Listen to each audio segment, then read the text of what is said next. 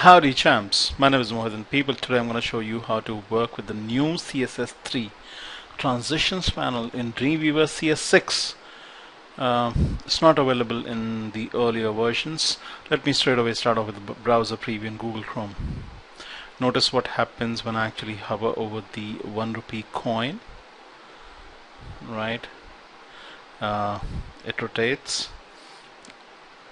and grows up in size and actually shifts its position too.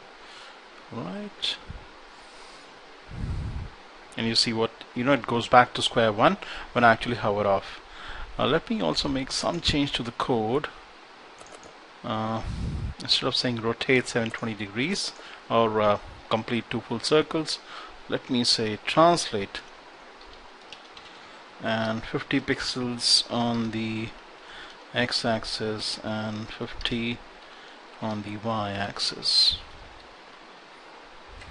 Right, let's save the transition. Let's see what really happens now in Google Chrome.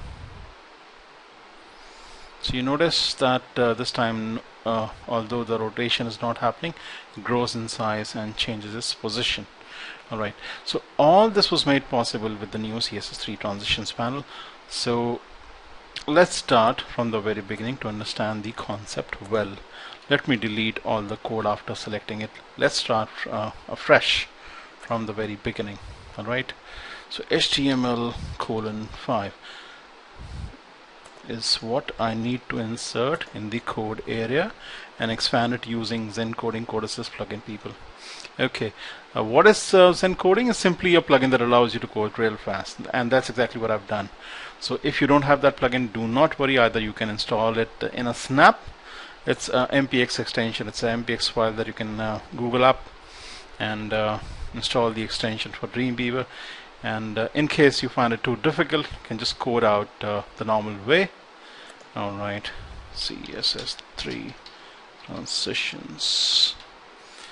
Alrighty, people, in the opening and the closing body tags, I'm gonna push in an image of a 1 rupee coin. I'm gonna skip the alternate text, which ideally you shouldn't, and then I'm gonna let's save the document up once again.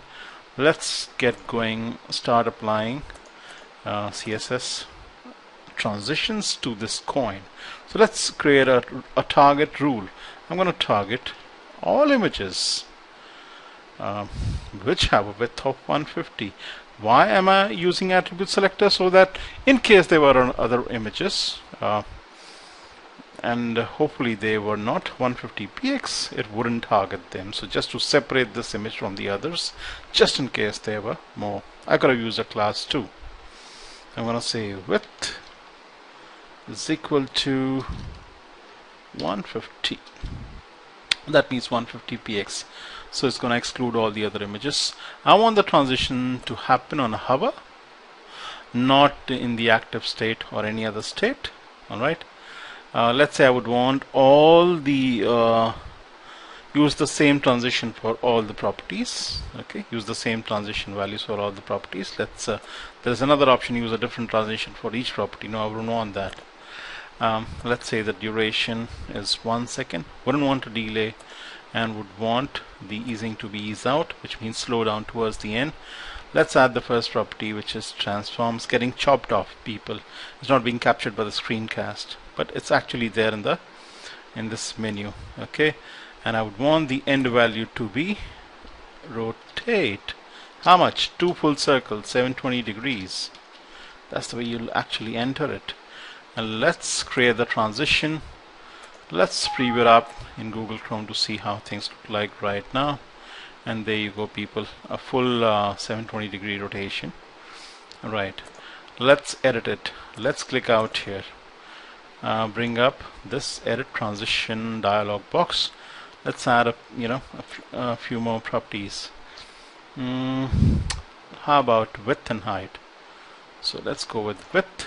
Let's say I would want the end value to be a 200px. Let's add height too. Right, the same value. So we'll maintain the aspect ratio, and yep, let's add some left margin, so that will slide towards the right. how about 50px? Alright, so, and I had the duration 1 second for all of them. You can have it specified in milliseconds to people, by the way. And I would want the easing to be ease out, which means slow down towards the end. Alright, I'm actually done. Let's save the transitions. Let's view it up in Google Chrome. So you see on a hover how it actually does 2 full circles, changes its position, shifted towards the right simply because we had added some left margin. Right, it actually grew in size because we had increased the width and the height. Okay, so this is just one of the ways in which you can actually use the new CSS3 Transitions panel. People, you can actually, if you don't have this window open, you can access it from here, window, and go down to CSS Transitions. Alright, let's edit the transition further. Let's get back inside. Let's say I wouldn't want the rotation. Use the translate then. Translate, and which means shift along the x and the y axis, and let's say by 50px on the x and 50px on the y axis, in which case people I wouldn't really want to have the margin left out here, so I can delete that like so. Alright, so let's save the transition. Let's have a look up in the browser. There you go. So it's actually diagonally moving down, growing in size too, and all the transition is actually happening over 1 second. Alright, you see there's a lot of code that has been inserted in the opening and the closing style tags, and it's targeting any image with a width of 150. So specifically use the the attribute selector out here, so that if in case there is any other image, it wouldn't be targeted. Alright, a lot of code has been inserted out here, and that's to ensure that it's compatible with older browsers too. Righto. It's a CSS3 property, people. I've used a lot of CSS3 properties, and which still may not work in very old versions of IE.